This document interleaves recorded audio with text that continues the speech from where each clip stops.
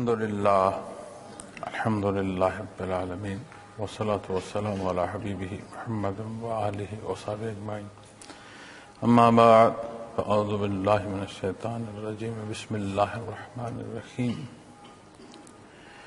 الذين يظنون أنهم ملاقو ربهم وأنهم إليه راجعون. اللهم سبحانك لا علم لنا إلا ما علمتنا إنك أنت العليم الحكيم.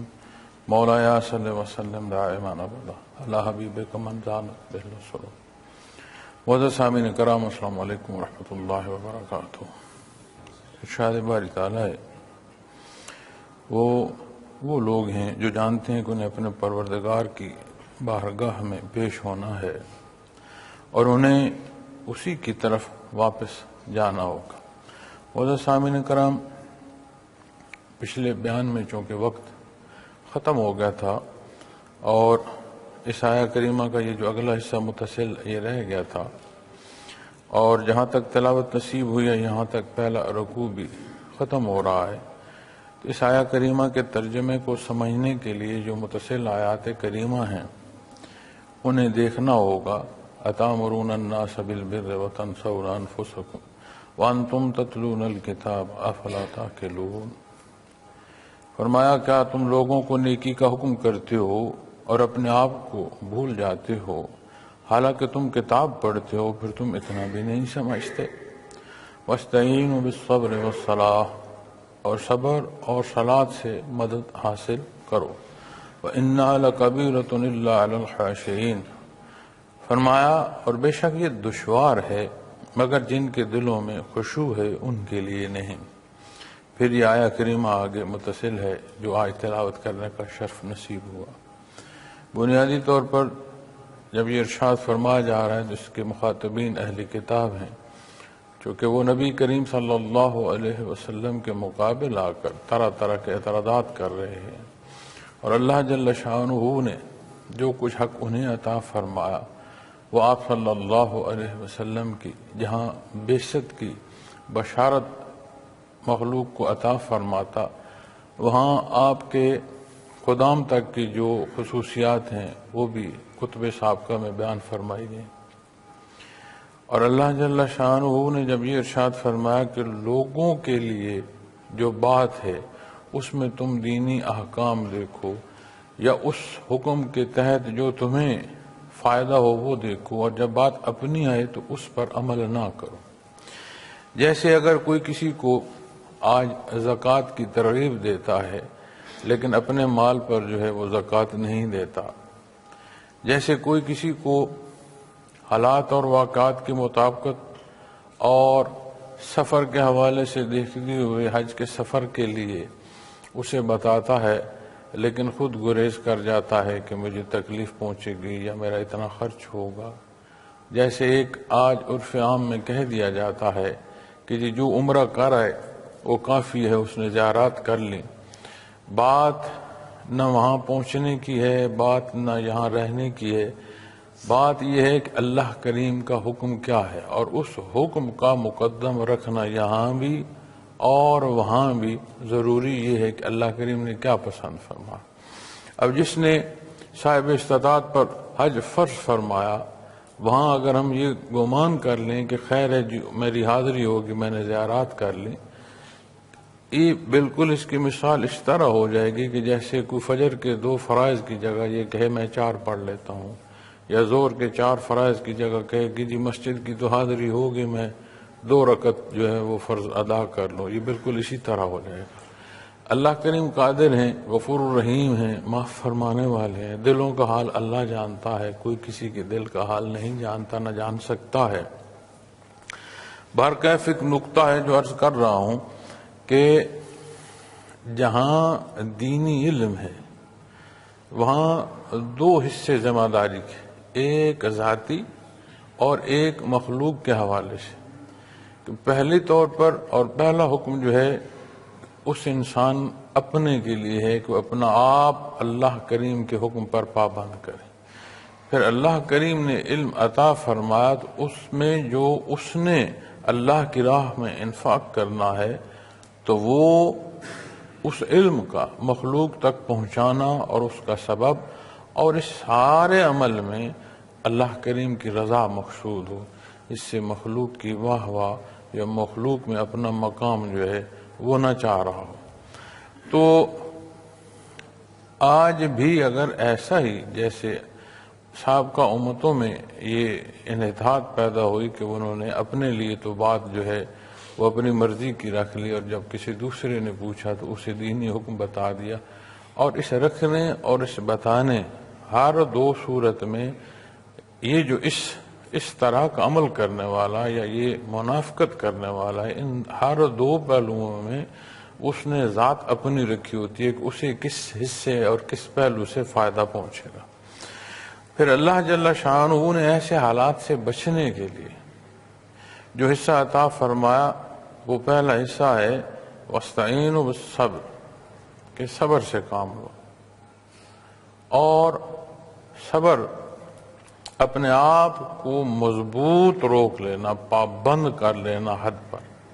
اور شریعت اسلامی میں جب لفظ صبر کی ہم تشریح کریں گے تو اس میں اپنے آپ کو احکامات دین پر مضبوطی سے روک لینا۔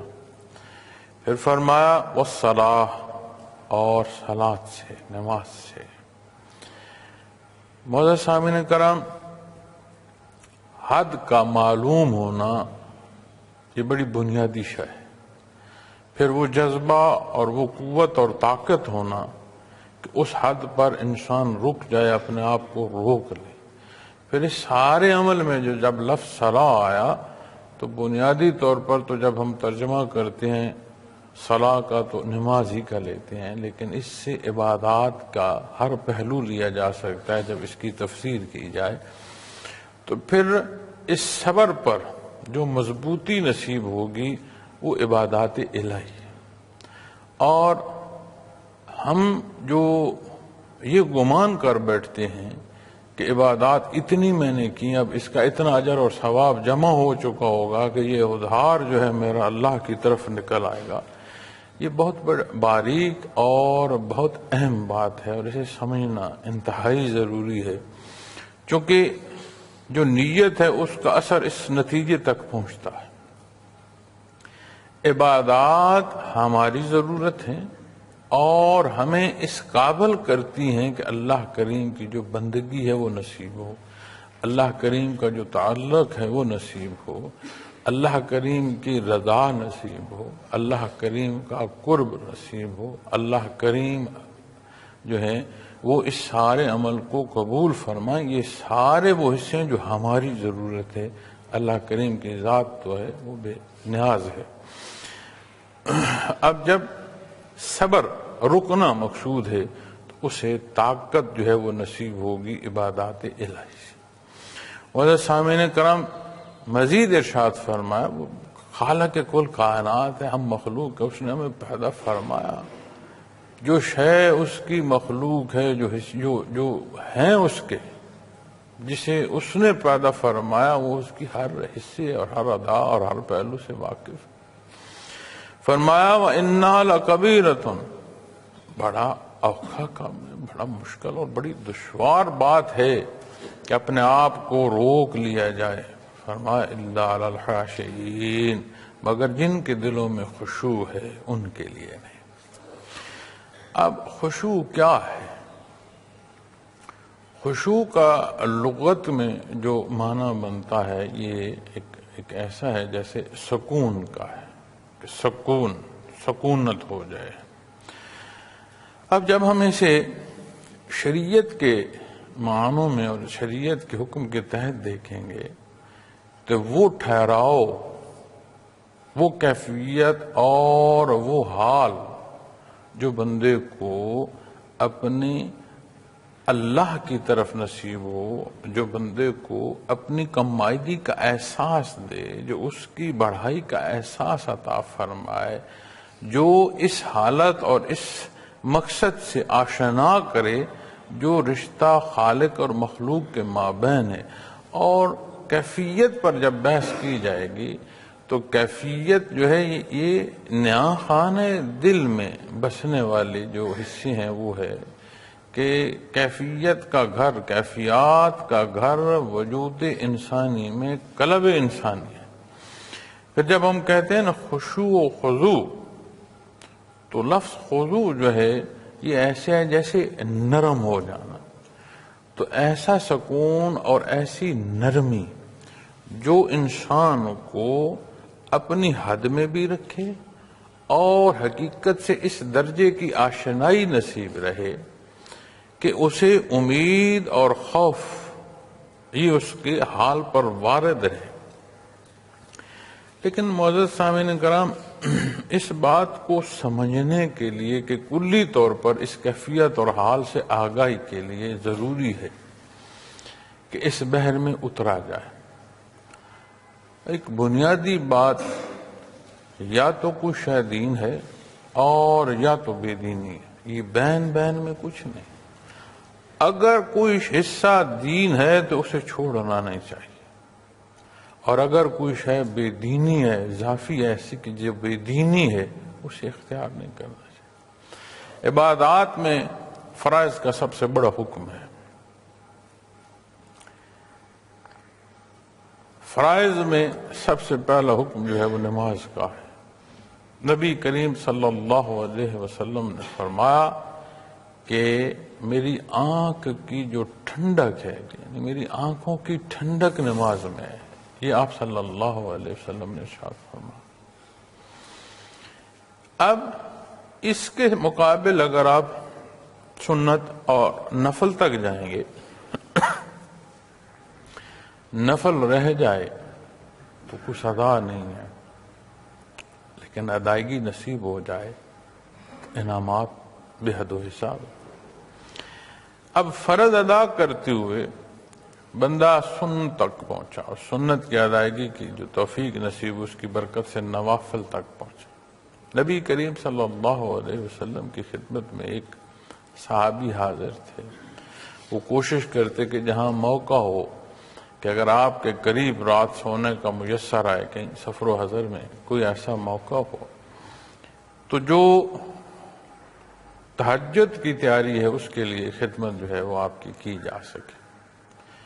ایک موقع پر وہ فرماتے ہیں کہ میں نے نبی کریم صلی اللہ علیہ وسلم کی خدمت میں پانی اور سامان جو بھی ضرورت تھی وہ پہنچایا، آپ تہجد کی جو ہے وضو یا تیاری کر سکیں۔ آپ نے بڑا خوشی کا اظہار فرماتے ہوئے فرمایا، مانگ تو کیا مانگتا ہے؟ تو انہوں نے فرماتے ہیں کہ میں نے عرض کی کہ یا رسول اللہ، مجھے آخرت میں بھی اسی طرح آپ کا سنگ نصیب ہو جیسے یہاں حاضری آپ کے پاس نصیب ہے۔ تو آپ نے پھر دہرایا، اور کچھ مانگتا ہے؟ میں کہا یا صلی اللہ علیہ وسلم یہ کافی ہے میرے لیے۔ آپ نے پھر جو ارشاد فرمایا وہ یہ ہے کہ کثرت سے سجدے کرنا۔ اگر یہ سارا کچھ چاہتے ہو تو تمہارے سجدوں میں کثرت ہونی چاہیے، اور نفلی عبادت پر جو انعامات ہیں وہ حدیث شریف میں دیکھیں۔ حکم فرض کا ہے وہ پورا کیا، اس پر جب مزید نصیب ہوئی بات کہ اس کے حضور جو نفلی عبادت نصیب ہوئی، جو سجدے نصیب ہوئے، وہ کہاں پہنچا رہے ہیں کہ وہ آخرت میں بھی اتنا بڑا انعام ہے کہ نبی کریم صلی اللہ علیہ وسلم کی معیت ہے انعام۔ کتنی بڑی بات ہے۔ اسی طرح یہ جب بات آتی ہے نا دین کی، تو ہر حصہ جو دین کا ہے وہ ضروری اور اہم ہے اپنے اپنے حکم کے مطابق۔ تعلیمات محمد رسول اللہ صلی اللہ علیہ وسلم پر جب بات آئے گی تو سارے حصے آپ صلی اللہ علیہ وسلم کی ذات اقدس تک جائیں گے، یہ نسبت آپ تک پہنچائے گی۔ اسی طرح دوسرا حصہ ہے کیفیات محمد رسول اللہ صلی اللہ علیہ وسلم۔ اسی لیے تو جب سلاسل پر بحث آتی ہے تو اس نسبت کی تلاش کی جاتی ہے کہ جو سکھا رہا اس نے سیکھا کہاں سے، اس سے وہ ربط کہاں سے نصیب ہوا، جہاں سے اس نے سیکھا اسے ربط کہاں سے نصیب ہوا۔ اس لڑی کو پھر ڈھونڈا جاتا ہے، تلاش کیا جاتا ہے، حتیٰ کہ جب تک یہ لڑی نبی کریم صلی اللہ علیہ وسلم کی ذات اقدس تک نہیں پہنچتی، یہ حصہ ثابت نہیں ہوتا۔ تو معزز سامعین کرام، جب تلاش ہوگی نا، جہاں یہ فرمایا الا علی الخاشعین، جن کے دلوں میں خشوع ہے انہیں صبر جو ہے اس میں بہت قوت نصیب ہوگی، وہ صابر ہوں گے۔ اب ایک صفت بیان فرما دی گئی کہ جہاں خشوع ہوگا اس کی نشانی کیا ہے۔ پھر یہ آج کی جو آیا کریم الذین یظنون انہم ملاقو ربہم وانہم الیہ راجعون، یہ وہ صفت ہے، یہ وہ ماپ ہے کہ جہاں خشوع خضوع ہوگا وہ لوگ ہیں جو جانتے ہیں کہ انہیں اپنے پروردگار کی بارگاہ میں پیش ہونا ہے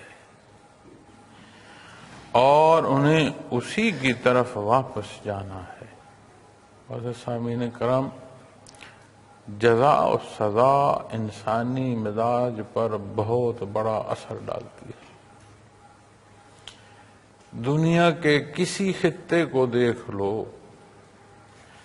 وہاں پر انسانوں کے مزاج جو ہیں، جتنا نفاذ ہے قانون کا، جتنے قانون کے نفاذ میں سختی ہے، مساوات ہے، اتنا وہاں کے معاشرے کا جو مزاج ہے وہ ایک ترتیب میں ہوگا۔ اور جہاں قوانین کا نفاذ یعنی جزا و سزا کا کوئی احساس نہیں ہے، وہاں بے رضا روی عام ہوگی، کوئی ترتیب نہیں ہوگی، جس کا جو دل چاہ رہا ہے وہ کر رہا ہوگا، وہاں طاقت قانون ہوگا، انصاف جو ہے وہ طاقت ہوگا۔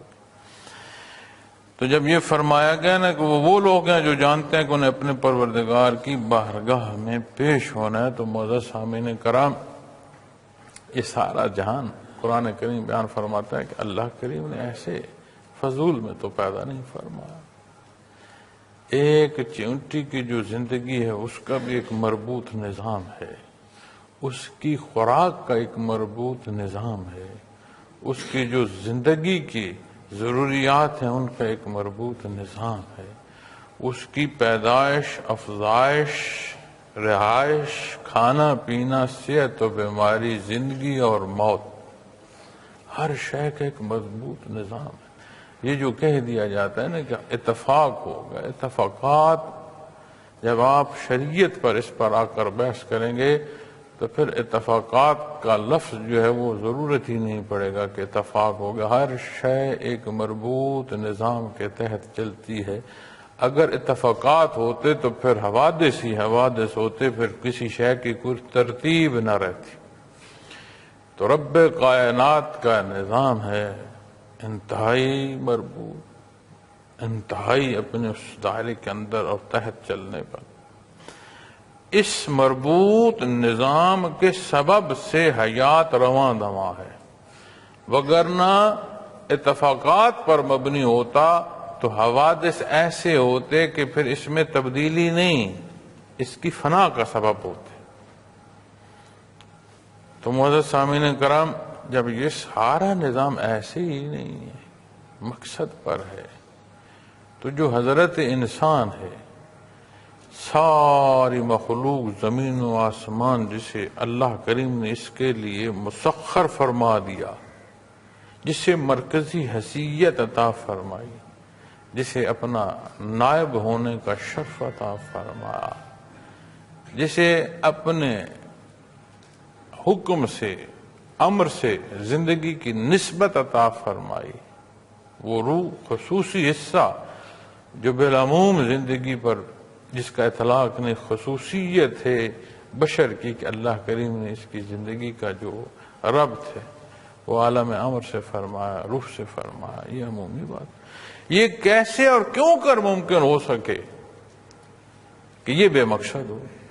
یہ بے مقصد نہیں، اس کی حیثیت خلق میں اللہ کریم نے مرکزی رکھی ہے۔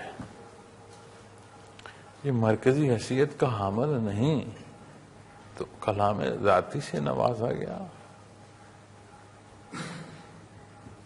یہ اگر مرکزی حیثیت کا حامل نہیں تو رب کائنات نے اس بشر کو اپنے کلام سے نوازا، وحی کی صورت میں تو ہے، کلام سے بھی نوازا۔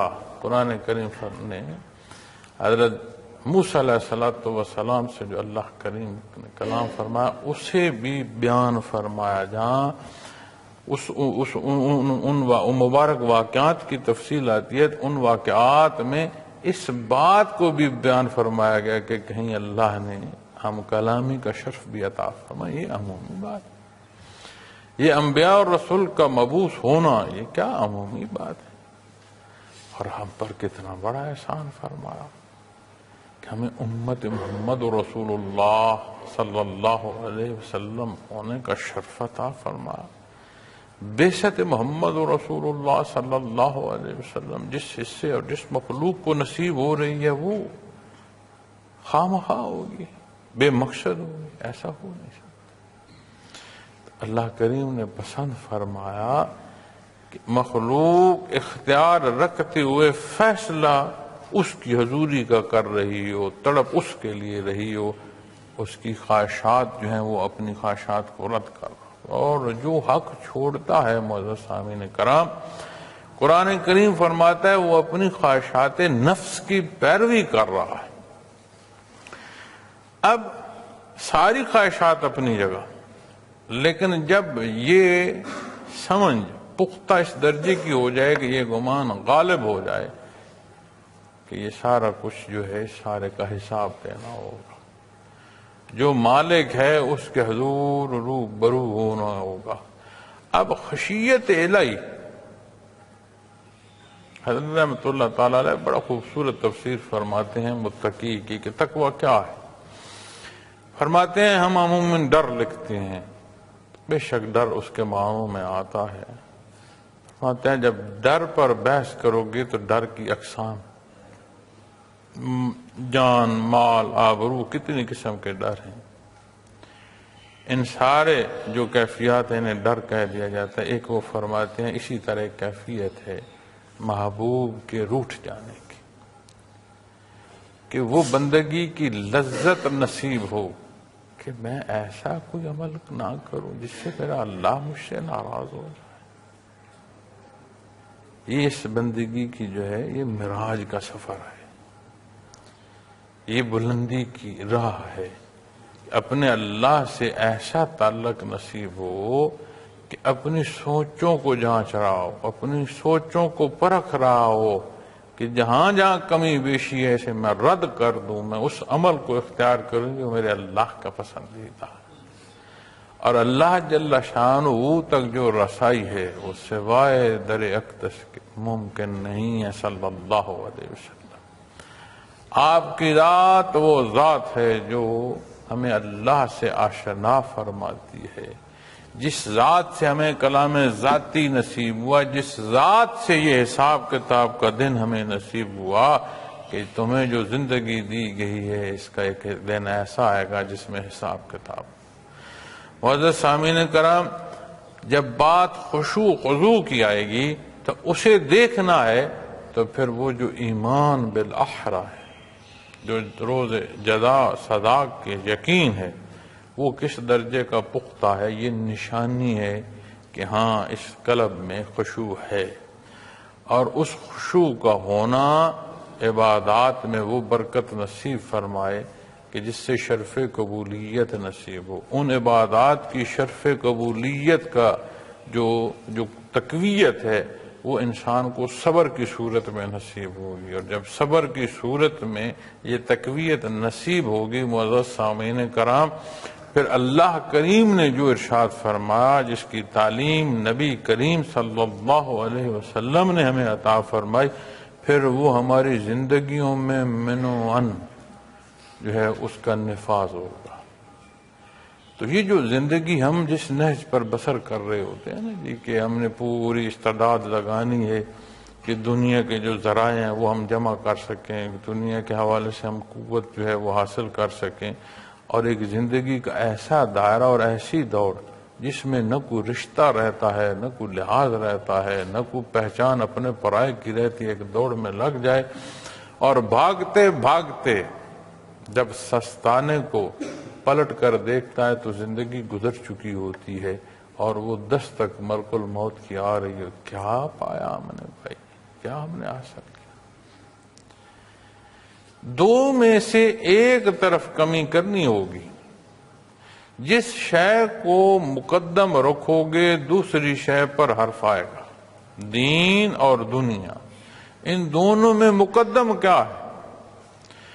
اگر دنیا مقدم رکھی جائے تو دینی احکامات کی جو پیروی ہے اس میں کمی واقع ہونا شروع ہو جائے گی، اور اگر دین کو مقدم رکھا جائے تو دنیا کا جو حصے یا اعتبار ہیں ان میں کہیں نہ کہیں کوئی کمی پیشی واقع ہونا شروع ہو جائے گی. لیکن دین اسلام مکمل ضابطۂ حیات ہے.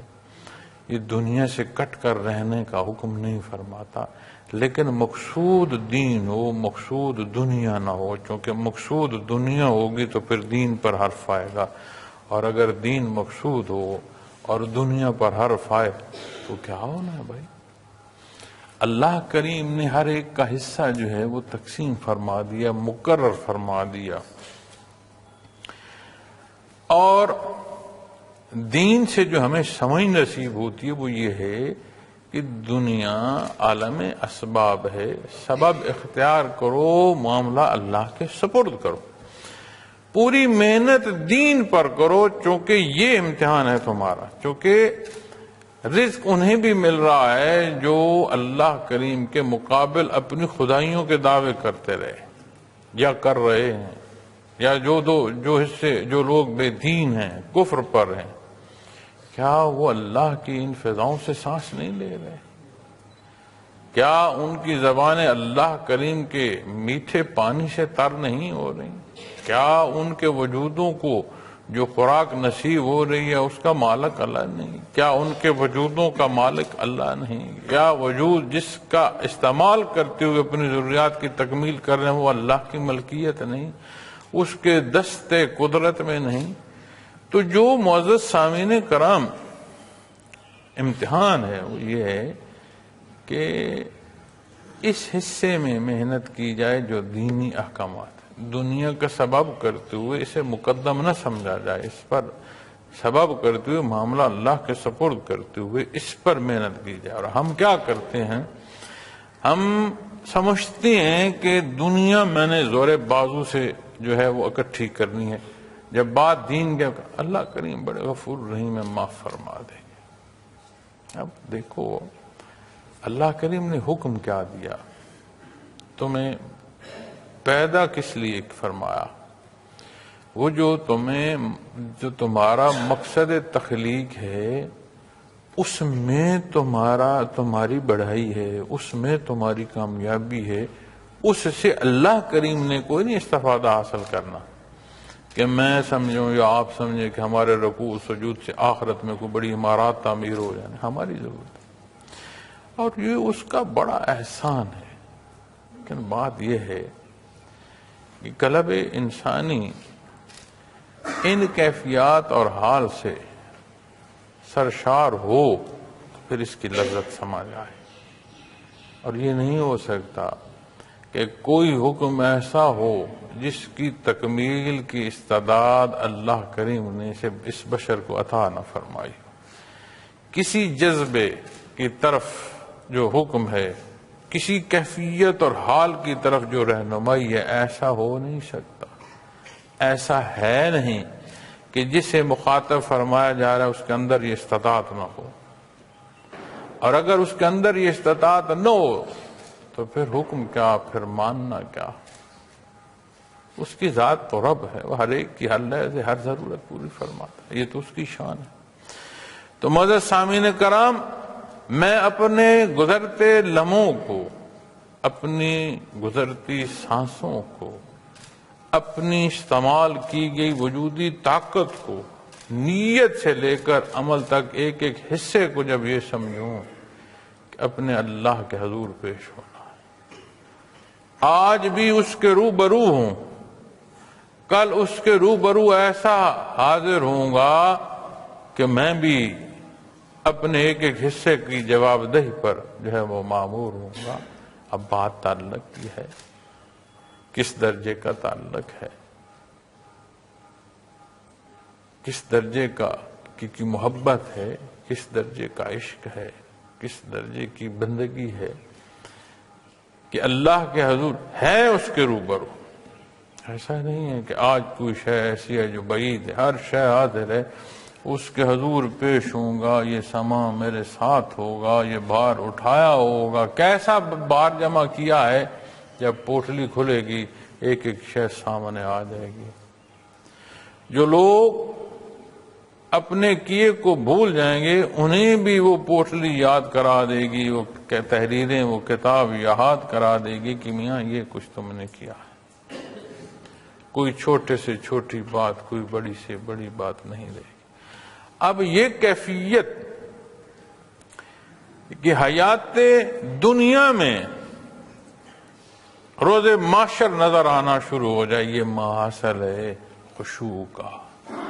جہاں خشوع خضوع ہو وہاں یہ کیفیت اور حال ہوگا۔ عمل آج کر رہا ہے لیکن کل جو اس کا حساب ہے وہ دیکھ رہا ہے۔ انہم الیہ راجعون، کوئی شک شبہ نہیں، انہیں اسی کی طرف واپس جانا ہے۔ معزز سامعین کرام، یہ جو لفظ میں ہے نا، یہ بڑا ڈبوتا ہے۔ یہ اتنا بھاری پتھر ہے کہ جتنی بڑی بھی زندگی کی کشتی ہو، جس کشتی میں یہ لفظ میں کا پتھر رکھ دیا جائے نا، یہ اس کشتی کو ڈبو دیتا، اس کا کوئی دوسرا نتیجہ نہیں نکلتا۔ اسی لیے علماء فرماتے ہیں کہ اگر کوئی غلطی ہو گئی، توبہ کی توفیق نصیب ہوئی، تو یہ نہ کہو کہ میں وعدہ کرتا ہوں کہ آئندہ نہیں کروں گا، پھر میں ڈال رہے ہو، پھر ذات ڈال رہے ہو۔ ہر لمحے جہاں اس سے معافی کے طالب ہو، عمل کی توفیق بھی اسی سے طلب کرو، اسی کے حضور عرض کرو کہ اللہ معاف بھی فرمائے اور پھر کمزوری اور خطا سے بچنے کی توفیق بھی عطا فرمائے، دین اسلام پر عمل کی توفیق بھی عطا، پھر اسی سے مانگا جائے۔ تو اس لیے میں یہ عرض کرتا ہوں معزز سامعین کریم کہ جب اس کے حضور جانا ہے تو اللہ کریم مہربانی فرمائے کہ ایمان کی یہ کیفیت اور حال ہمیں اس درجے کی نصیب ہو کہ ہم اپنی ایک ایک سانس، ایک ایک حرکت، ایک ایک عمل، سوچ سے لے کر عمل کے ظہور پذیر ہونے تک اللہ یہ ادراک عطا فرمائی رکھے کہ اس کے حضور پیش ہونا ہے۔ جہاں ہم یہ دعائیں کرتے ہیں کہ اللہ ہمیں روز محشر شفاعت محمد رسول اللہ صلی اللہ علیہ وسلم عطا فرمائے، وہاں ہمارے لیے حدیث مبارکہ میں یہ باتیں بڑی واضح کر دی گئی ہیں کہ بڑا جمع غفیر بھاگ رہا ہو، کیا ہے بھائی میاں، آپ کے حضور جانا ہے، آپ کے امتی ہیں، امتی ہونے کی سند یہاں لینی ہے، یہ امتحان گاہ ہے، اور اللہ کریم نے ایک ایک حصہ بیان فرما دیا گیا۔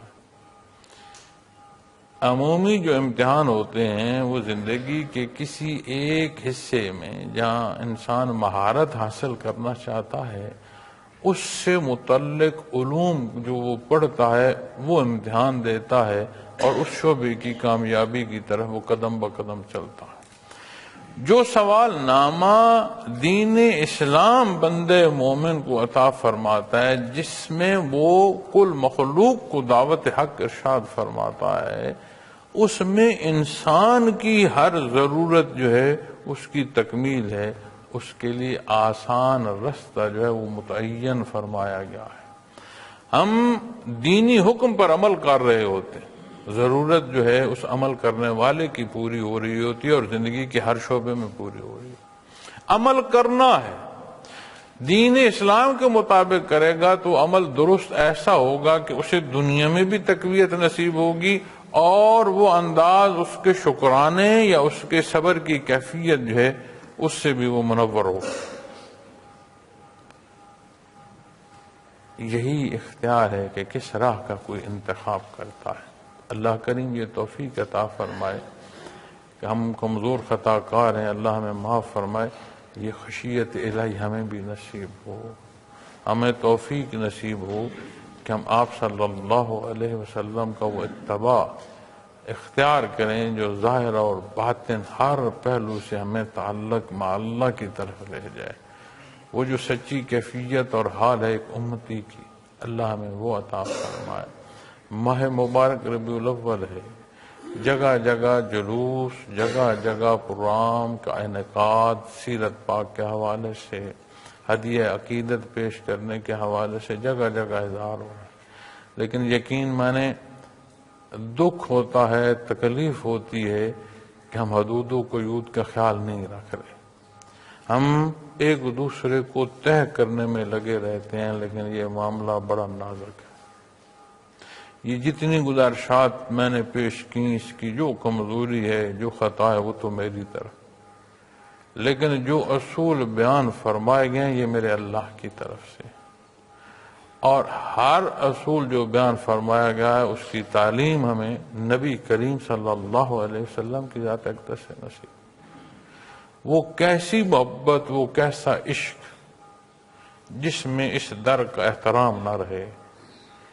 وہ کیسی محبت، وہ کیسا عشق جس میں اس در کا جو حکم ہے اس کی پابندی چھوڑ دی جائے. وہ کیسی محبت، وہ کیسا عشق کہ جس میں اللہ جل شانہ کے جو روبرو ہونا ہے یہ کیفیت اور حال نصیب نہ ہو. وہ کیسی محبت، وہ کیسا عشق جو روز معاشر سے آج پردہ نہ اٹھا دے. اللہ ہمارے حال پر رحم فرمائے. وآخر دعوانا الحمدللہ رب العالمین.